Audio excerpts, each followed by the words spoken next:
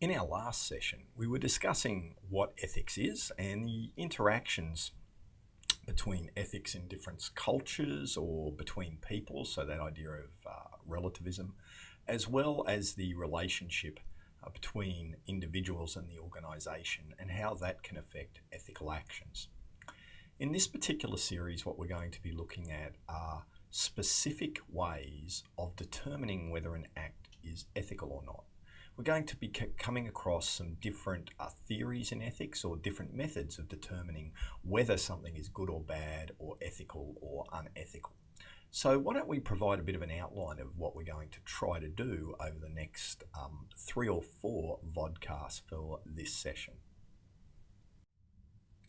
As you can see, there are 4 key theories that we're going to deal with about how you can judge an act for whether it's ethical or not. We're going to deal with 2 teleological approaches, or ends or consequence based approaches, and 2 deontological approaches. Then what we're going to do is to make sure that we can apply these to issues in business through a couple of cases.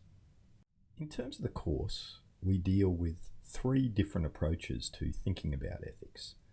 The first is the idea of judging ethical actions based upon their consequences, the so-called consequentialist approach to ethics. And we're going to look at ethical egoism and utilitarianism this week to deal with that. We also can look at ethics from a different perspective, where rather than focusing on the consequence, we focus on the duty or the way we do something. So the duty that we have, the moral duty or doing something the right way, becomes the guide of whether something's ethical or not, irrespective of the consequences of doing it that way.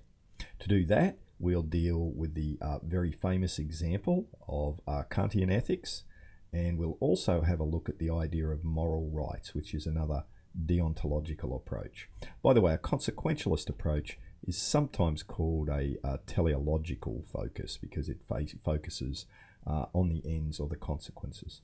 Next week, we take a different view, which is where we focus on the agent. So these 2 are actually focused on the acts, or another way to think about it is the behavior or the decision. So we judge whether the act is ethical or not. When we look at virtue ethics next week, we actually look at whether whether the person is ethical or not, and how we can think about the character of an ethical person, which is how we deal with virtue ethics. So from here, what we need to do is to move into these theories. And in the next video, we'll be looking at the idea of the first of these consequentialist approaches to ethics, and that will be ethical egoism.